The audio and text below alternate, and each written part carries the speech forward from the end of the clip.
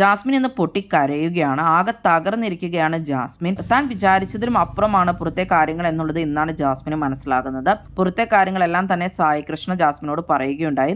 അതുമാത്രമല്ല, വന്ന wild card എല്ലാവരും തന്നെ ജാസ്മിനെ പറ്റി പറഞ്ഞത് നെഗറ്റീവ് തന്നെയായിരുന്നു. നൈറ്റ് പോൺ സൈറ്റ് കാണുന്നവരൊക്കെ ബിഗ് ബോസിലെ മിഡ് നൈറ്റ് സീൻസ് ആണ് കാണുന്നത് എന്നൊരു അർത്ഥം വരുന്ന സ്റ്റേറ്റ്മെന്റ് ആയിരുന്നു അഭിഷേക് ശ്രീകുമാർ ഇവരെ പറ്റി പറഞ്ഞിട്ടുണ്ടായിരുന്നത്. അത് ശരിക്കും പറഞ്ഞാൽ ജാസ്മിനെ വല്ലാണ്ട് തന്നെ ബാധിച്ചിട്ടുണ്ട്. പ്രേമമാണെന്ന് പറഞ്ഞപ്പോലും കുഴപ്പമില്ലായിരുന്നു എന്നും തന്നെപ്പറ്റി ഇങ്ങനെയൊക്കെയാണല്ലോ പറയുന്നത് എന്നുള്ളത് ജാസ്മിന് സഹിക്കാൻ പറ്റുന്നില്ലെന്നുമാണ് പുള്ളിക്കാരി പറയുന്നത്. എല്ലാവരും പറഞ്ഞത് വെച്ചിട്ട് ജാസ്മിന് മൊത്തത്തിൽ നെഗറ്റീവ് ആണെന്നും തനിക്കിനി പുറത്ത് ആരുമില്ലേ, തന്റെ വീട്ടുകാരില്ലേ, തനിക്കൊരു അനിയനുണ്ട്, അവന്റെ കാര്യങ്ങൾ അങ്ങനെ എല്ലാ രീതിയിലും ജാസ്മിൻ ആകെ ഇമോഷണലി ബ്രേക്ക് ഡൗൺ ആയിരിക്കുകയാണ്. ലൈവില് രാത്രി മൊത്തം ജാസ്മിനോടെ പൊട്ടിക്കരയുകയായിരുന്നു. എനിക്ക് സഹിക്കാവുന്നതിൽ അപ്പുറമാണ് ഗബ്രി എന്നൊക്കെ പറയുന്നുണ്ട്. എന്നിട്ട് ഞാൻ പിടിച്ചു നിൽക്കുവാണ്, ഇനി ഞാൻ ആർക്ക് വേണ്ടിയാണ് ഇവിടെ വന്നത്, എന്തിനു വേണ്ടിയാണ് ഞാൻ കഷ്ടപ്പെടുന്നത് എന്നൊക്കെ ജാസ്മിൻ പറയുന്നുണ്ട്.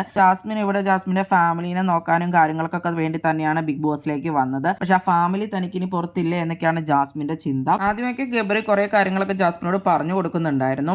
എനിക്കറിയാം നിനക്ക് ഇപ്പോൾ വീട്ടുകാരുടെ കാര്യം ഓർത്തിട്ടും അല്ലാതെ ലൈഫ് പാർട്ട്ണറുടെ കാര്യം ഓർത്തിട്ടും ഒക്കെയുള്ള പ്രശ്നങ്ങൾ എനിക്കറിയാം. ഞാൻ നിനക്ക് വേണ്ടി വേണമെങ്കിൽ ഇവിടുന്ന് പുറത്തു പോകാനും തയ്യാറാണെന്നും ഞാൻ വേണമെങ്കിൽ നിന്റെ വീട്ടിൽ വന്നിട്ട് കാര്യങ്ങൾ സംസാരിക്കാമെന്നും ഒക്കെയുള്ള രീതിയിൽ ഗബ്രി ജാസ്മിനോട് പറയുന്നുണ്ടായിരുന്നു. അതിനൊക്കെ ശേഷം പിന്നീടും തന്നെ ജാസ്മിൻ പോയിരുന്ന് പൊട്ടിക്കരയുകയായിരുന്നു. പേടിച്ചായിരുന്നു ജാസ്മിൻ കരയുന്നത്.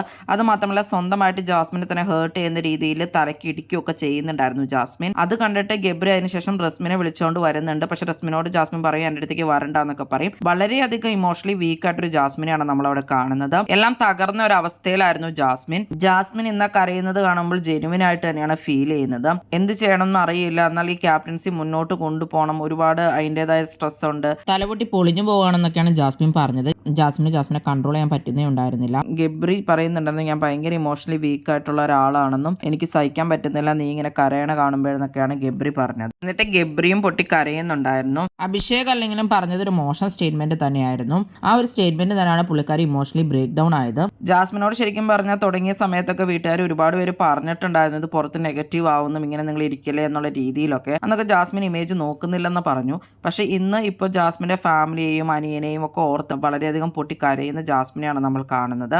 അതിൻ്റെ ഇടയ്ക്ക് സ്ട്രോങ് ആയിട്ട് തന്നെ കളിക്കണമെന്ന് ജാസ്മിൻ പറയുന്നുണ്ട്. പുറത്തേക്ക് തനിക്ക് പോകാനേ തോന്നുന്നില്ല, പേടിയാണെന്നൊക്കെയാണ് ജാസ്മിൻ പറയുന്നത്. എന്തായാലും നാളെ തൊട്ട് ജാസ്മിൻ എങ്ങനെ കളിക്കുമെന്ന് നമുക്ക് നോക്കാം.